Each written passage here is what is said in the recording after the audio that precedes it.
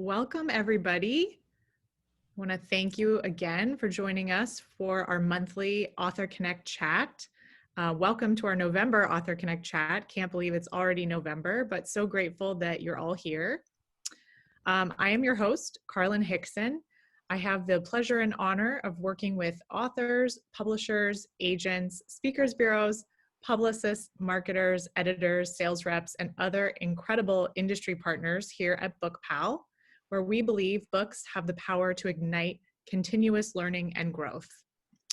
We will be talking about the importance of an organization's approach to digital transformations and the strategy behind it, as this is the focus of our guest's book, Why Digital Transformations Fail: The Surprising Disciplines of How to Take Off and Stay Ahead. Our guest today will be speaking about the book first, and then there will be a Q&A chat.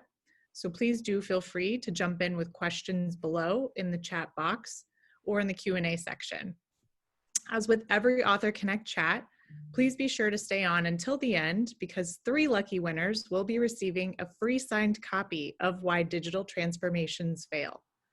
A quick reminder to keep yourself muted during today's presentation. And again, any questions should be in the chat box. As always, we will be sending out the webinar recording to all attendees next week.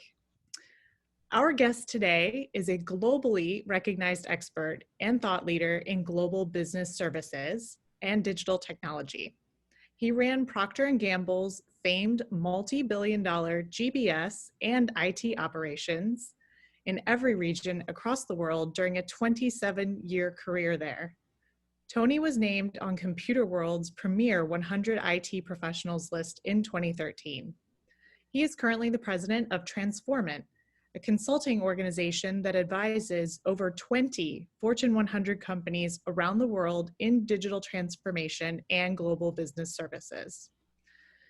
He is also a founder of 2 blockchain and AI companies and an advisor to venture capital companies.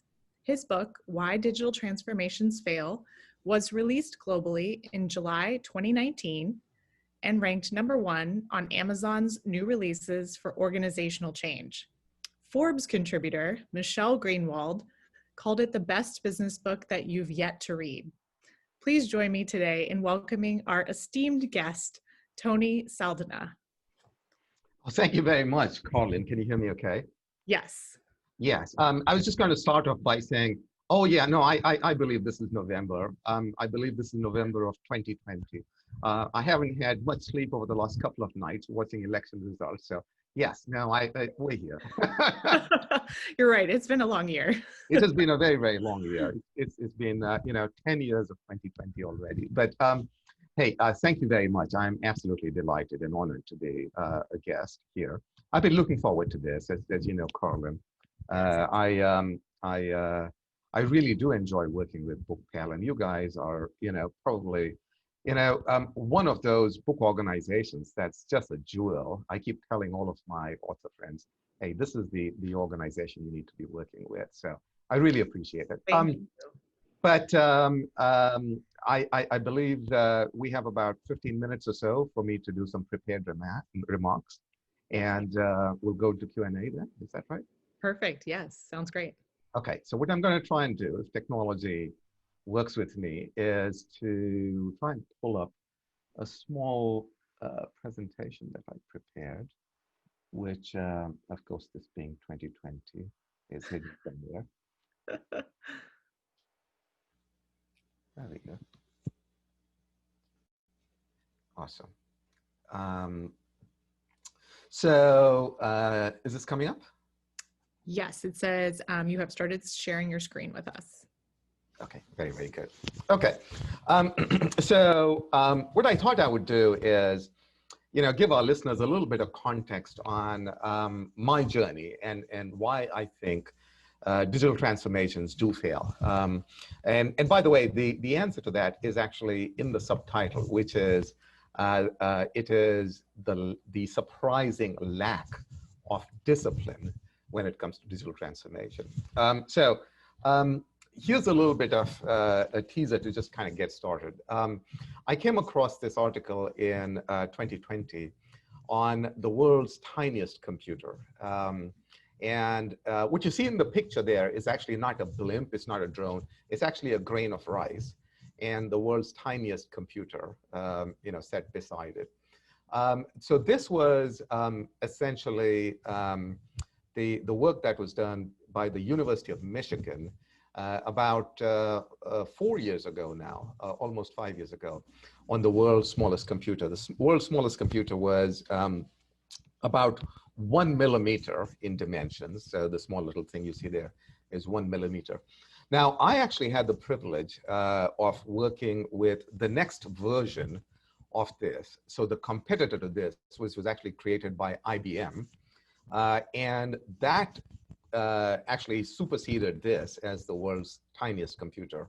That one was 1/10 the size of this. So that was 0.1 millimeter, or roughly the thickness of a human hair, right?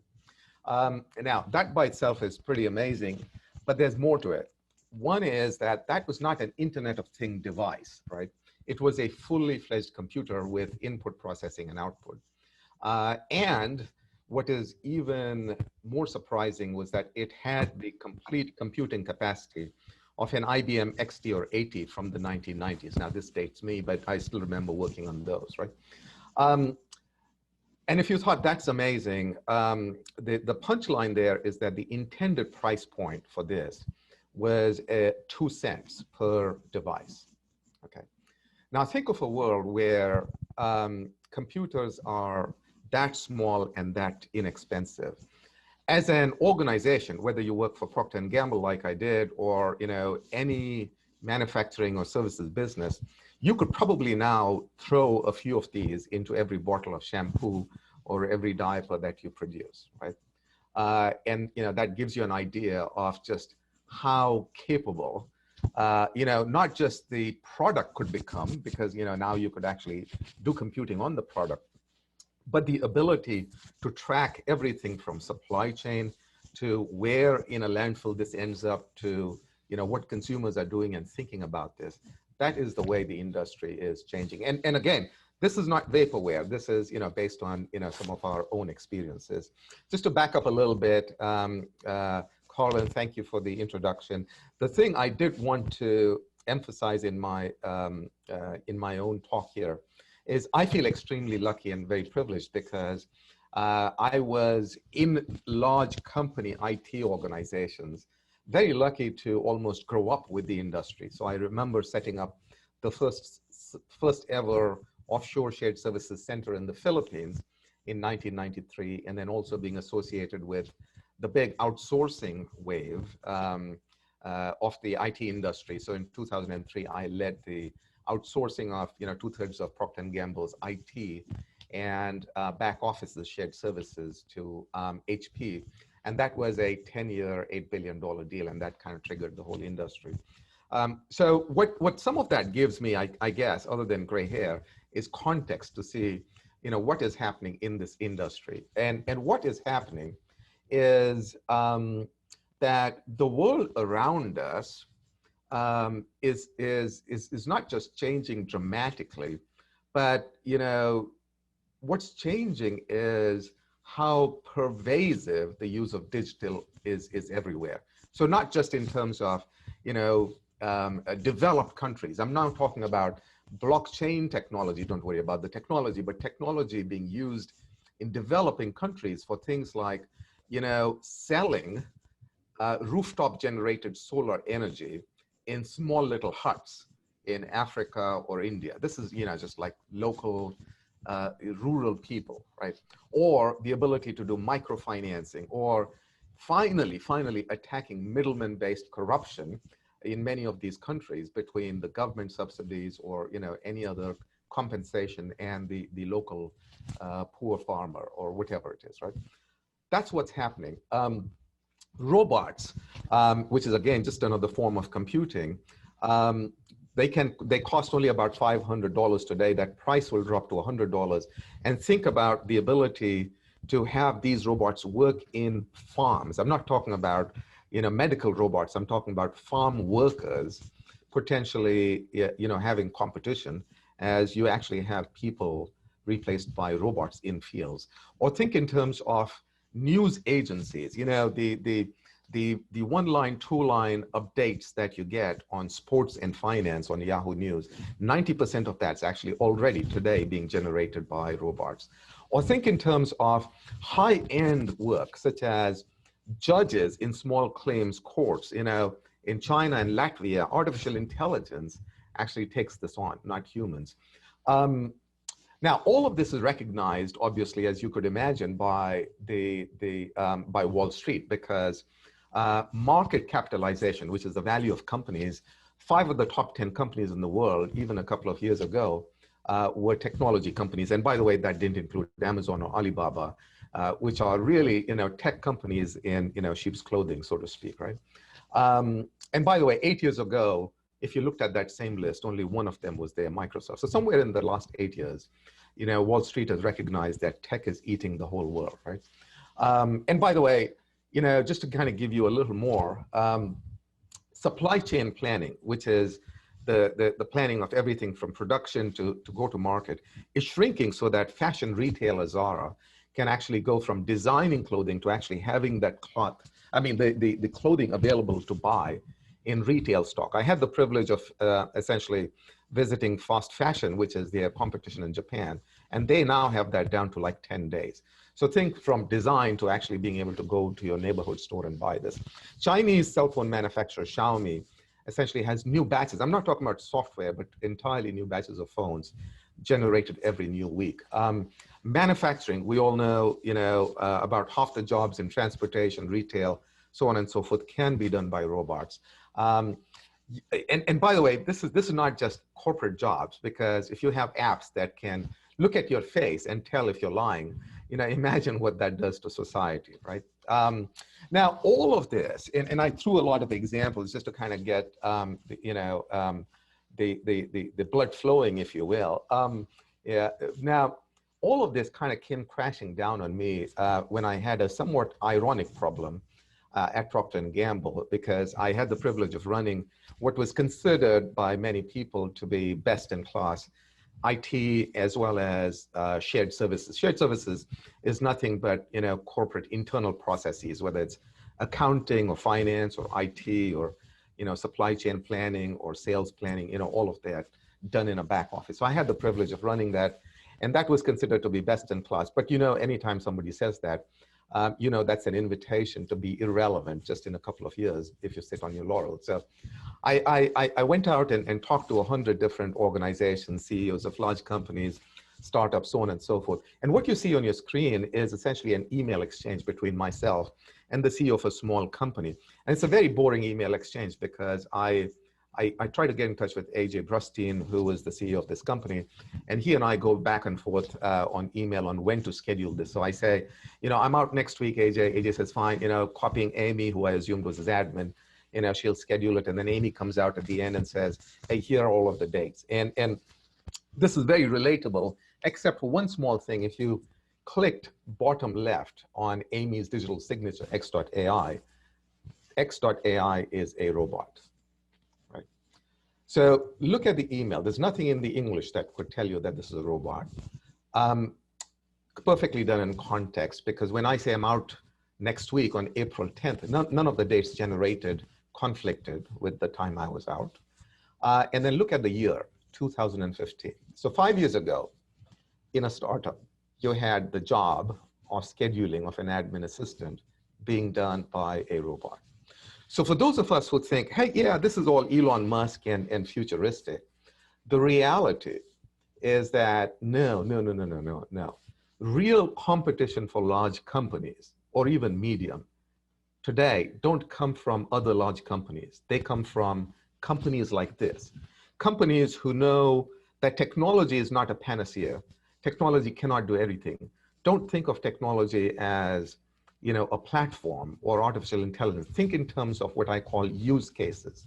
Artificial intelligence cannot do the job of an entire admin assistant, but artificial intelligence 5 years ago could do one use case of calendaring and could do it extremely well. And yet, while smaller startups will use that, larger companies are more reticent to use that. There's a big learning there in terms of not technology, but use case is king.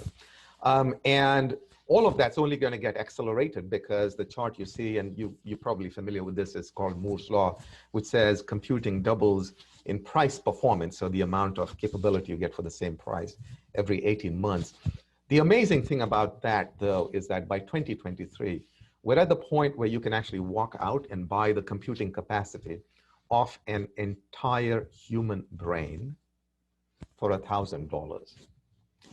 It, of course, doesn't end there, because in 27 years after that, you're going to be able to go out and buy the computing capacity of all humans on Earth for $1,000.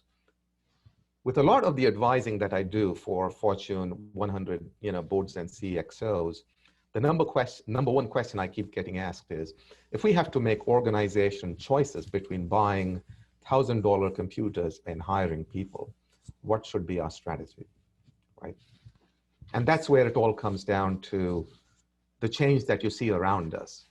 That is an industrial revolution. We're in the midst of the fourth industrial revolution. Unlike the first three that were driven by steam or electricity or the internet, this one's different because it is pervasive.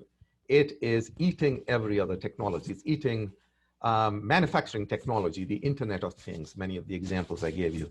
It is eating, of course, medical technology, genomics, chips embedded in people's brains. It's eating social technology, thank you very much, Facebook, and so on and so forth. So make no mistake, this is an industrial revolution.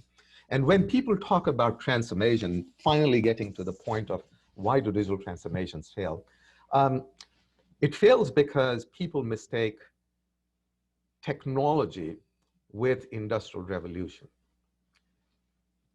Playing around in Silicon Valley with innovation shops is not digital transformation. Playing around with artificial intelligence is not digital transformation. Digital transformation is the rewiring of all of your products, all of your internal working processes, and all of your organization capabilities, so that you still survive the fourth industrial revolution and you take successful companies from today's third industrial revolution and help them be successful in the fourth. That is the only true meaning of digital transformation. What people do more often than not is what I call innovation theater. They dabble in technology or in small little innovation structures, or they upgrade, the next version of SAP, so on and so forth. So that's one reason why digital transformations fail. But as soon as you get it, the second, and this is what causes 90% of the failure, is actually how you go about doing digital transformation. And I like to use Alice in Wonderland to illustrate this. You guys remember this, when Alice asked the Cheshire Cat, which way to go, the Cheshire Cat says, well, depends on where you want to get to. Alice says, don't know. Cheshire Cat says, well, it doesn't matter where you go there. So part of this is goal setting, right? The clarity that digital transformation is surviving and rewiring yourself to be successful in the fourth industrial revolution. But the 90% important part is in execution.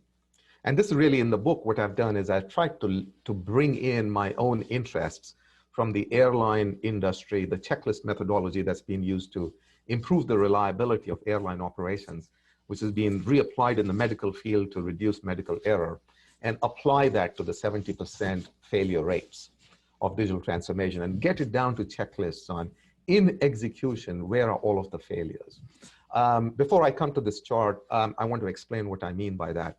So the problem is most organizations think of digital transformation as technology, and therefore they apply technical project management, implement things in the cloud, or automate something, or digitize it, or use robots. Digital transformation is not technical project management. It is three things. It is, of course, technology, project management, but it is, even more importantly, organization change. 90% of the reason why digital transformations fail is people don't really think of this as a dramatic organization upheaval, which it is if you are fighting an industrial revolution.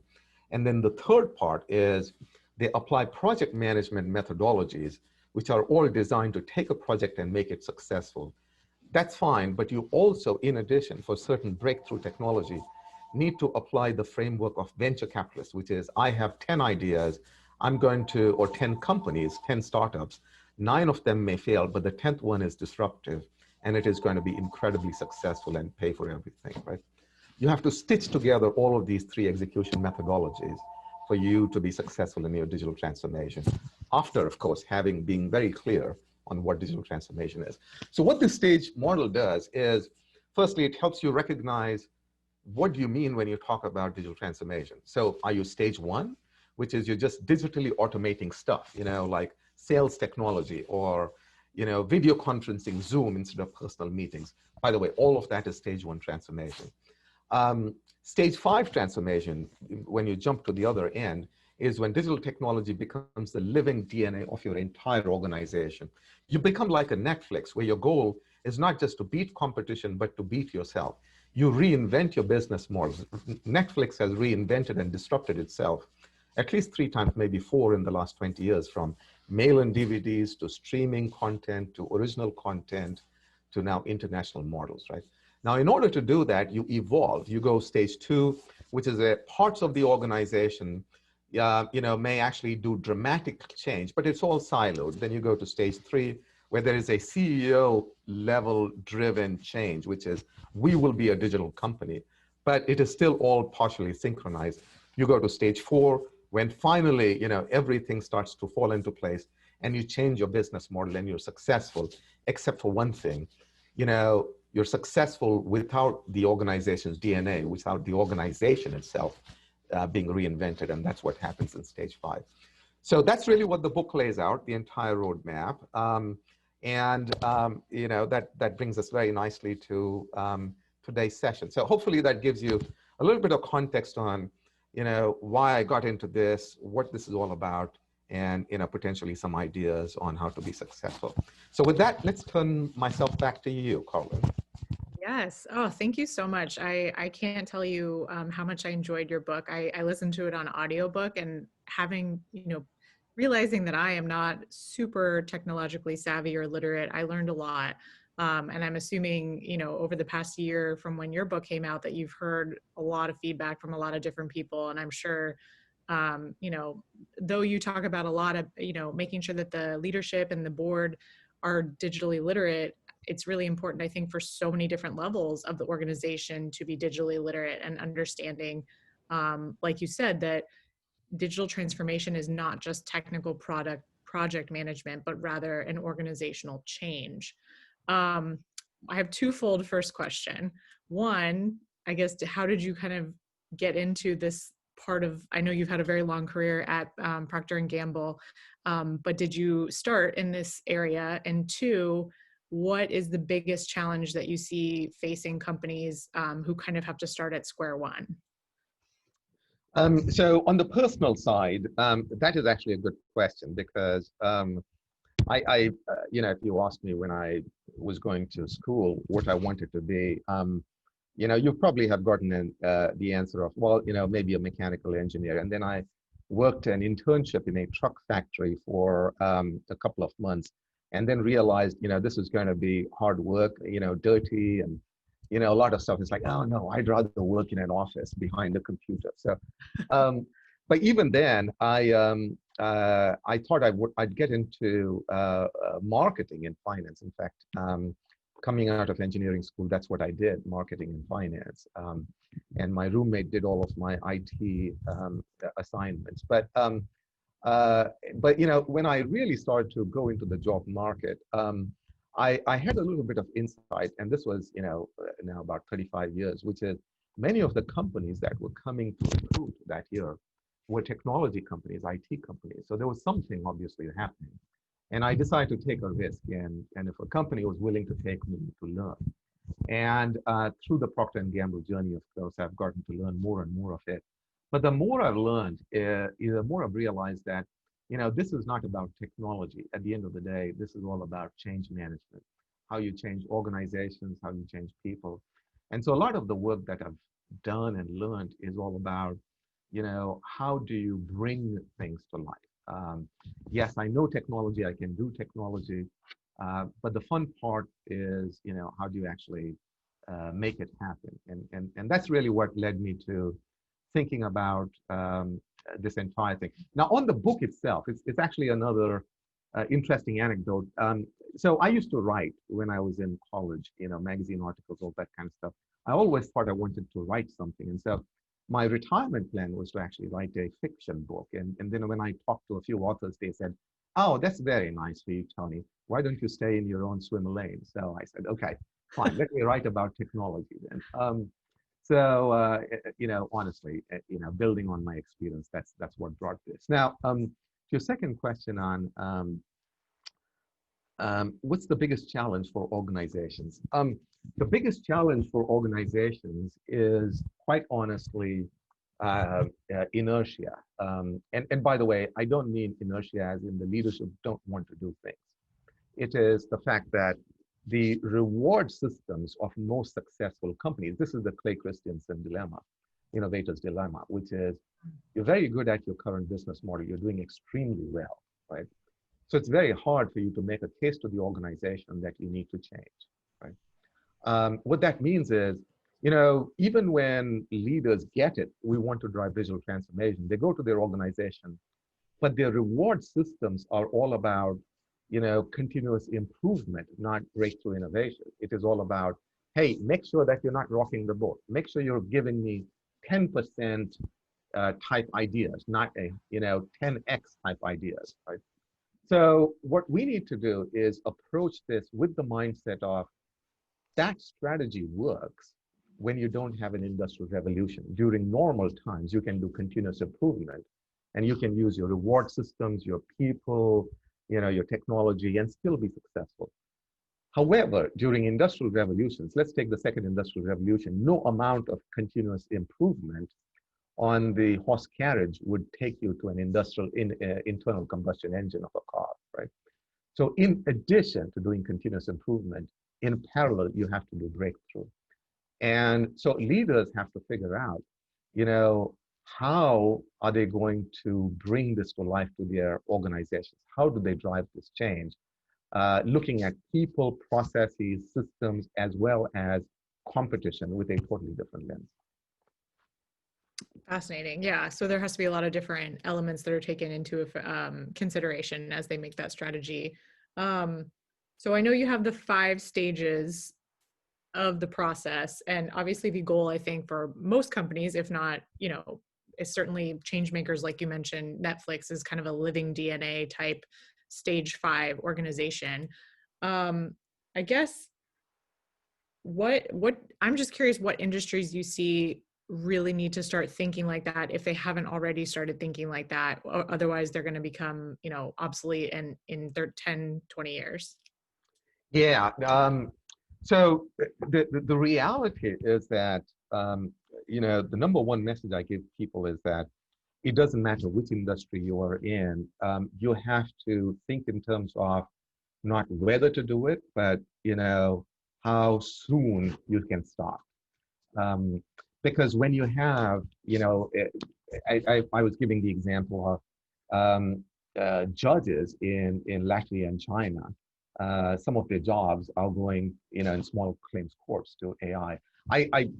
My family has a lot of lawyers. My sister's a lawyer, 3 or 4 lawyers in there.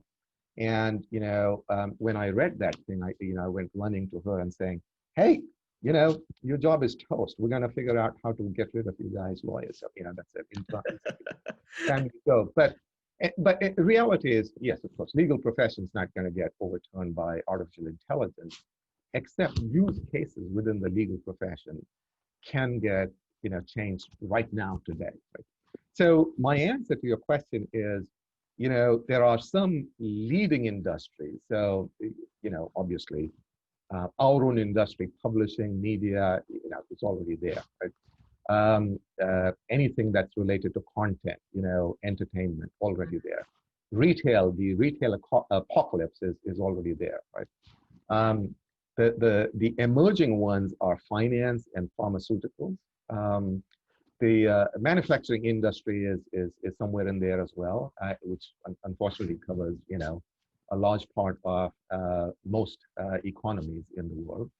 And then some of the more people-centric, so legal, the teaching profession, so on and so forth. And then finally, some of the government governance functions, they will come later. But let's talk about where we're today. Elections, and it's going to take I don't know, a few days for everything to settle down in the U.S. In Latvia, in places like Dubai, for the stock market elections, they are all done in blockchain, and they can literally be done not quite in real time, but almost in real time. So you also have government functions in an area that you never thought would be prone to change that are also getting disrupted. Wow. Yeah, I'm just thinking through all the ones you just mentioned. I mean, obviously our industry, content, publishing, media, entertainment. But yeah, retail, I think will continue to struggle. I sometimes wonder, not that I do miss kind of going to a mall, but at the same time, I do a lot of online shopping. So who knows what the future holds for, large open air or indoor mall settings. Um, I just had a Now, thought. sorry, Oh, go ahead. no, I was just going to say, just add to one thing. Um, I think part of the disservice that sometimes people like I do is when we talk about disruption, it seems like something's going to be replaced by something new. And retail may never get disrupted in the sense that, all physical shopping goes away.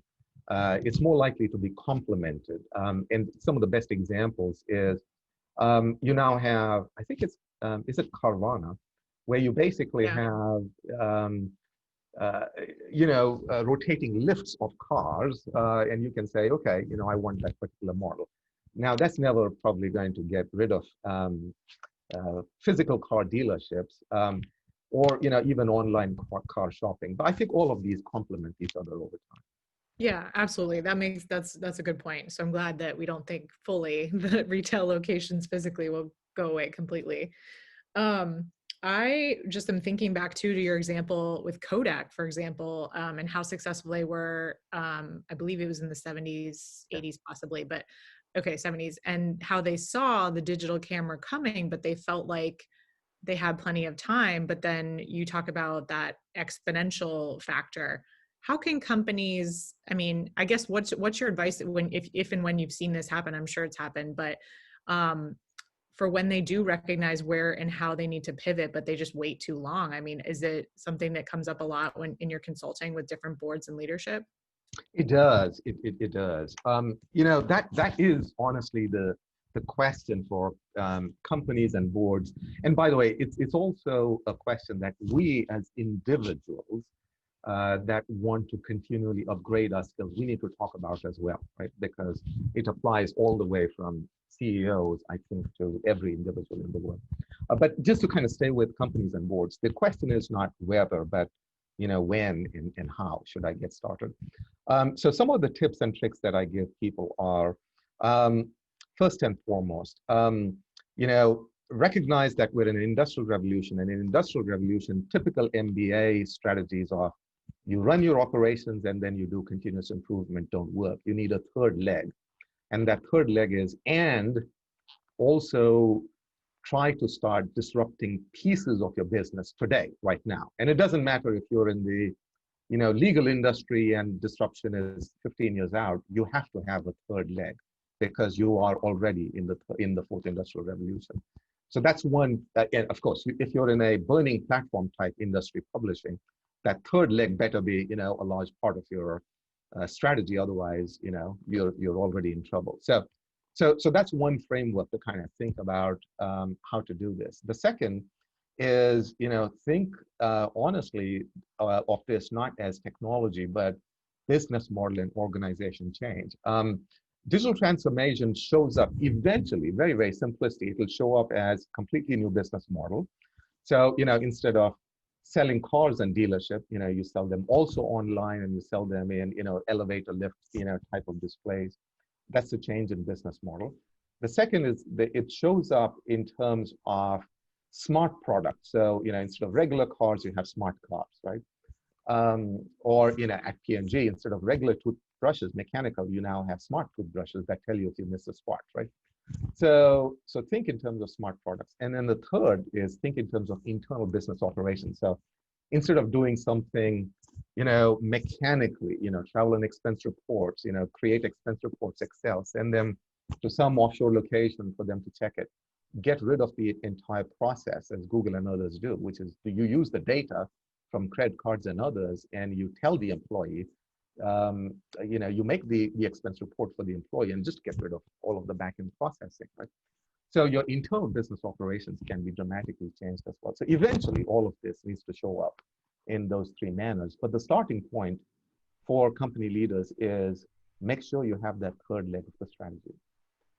Okay. So yeah, while continuously running your own operations, looking for those ways to optimize and approach it with a strategic sense about what's happening in the world and your competition. Because I think that's something I'm always amazed how quickly things change. I mean, and I'm not even probably deep in it, as leaders and board members who are in that digital transformation task force are. So yeah, I feel like things are just, as your graph showed, exponentially getting faster to the point where, I don't know, hopefully it doesn't, surpass us in our ability to keep up. I had another thought because I thought this was super smart. And is this something that, I mean, I'm sure you probably tell all the people that you consult with, but I thought your idea about having leaders continue to have conversations and outreach with venture capitalists, companies and venture capitalists in general, that's so smart because they're really at that forefront of, what's happening, what's changing, but they also likewise need that feedback from an enterprise about, how they would, I don't know, approach or take, or how their customers would respond to that new technology. Is that something that more and more you're seeing kind of that symbiotic relationship form, or something that people need to continue to look for? It is actually happening more and more. And you're absolutely right about that, Carlin. I think it's a very symbiotic relationship. I think it's win-win for both organizations. There is a mushrooming industry in places like Silicon Valley of helping senior leaders go visit some of these startups just to see how near all of these absolutely disruptive ideas are. A little bit like my example of the email scheduling thing, right? You have to experience that for yourself to kind of get shaken a little bit about how imminent some of that could be. But it's not just that. That I call is partly tourism, innovation tourism. The next part of that is, which of those use cases. So, you don't have to think that you don't need an admin assistant anymore, but some of the boring parts, like calendaring, could actually be done by a robot. And so, think in terms of use cases like that. And that's where I think the relationship between venture capitalists and companies, whether large or medium or small, come in, because venture capitalists are always looking for actual customers for their startups, right? And they prize those opportunities to innovate in real life. They don't even want to make money out of that initially. They're just looking for the first 2 or 3 successful examples for the really early ones. And then, of course, they of course need to make money. Whereas most large companies and medium companies ignore them because they're like, yeah, I know you've got some cool stuff, but I cannot certify it securely, or my procurement organization says you don't have enough money and you could go bankrupt. How do I work with you? So that's been the traditional tension between startups, VCs, and large companies.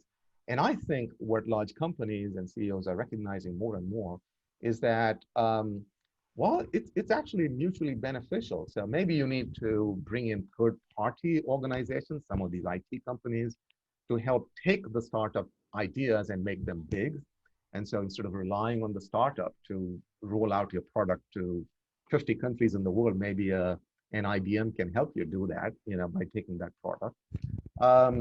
But then, it's also the way to kind of get a jump start on capabilities that, other large IT companies are not going to have, at least for 2 or 3 years. You can get a jump on them by going directly to venture capitalists.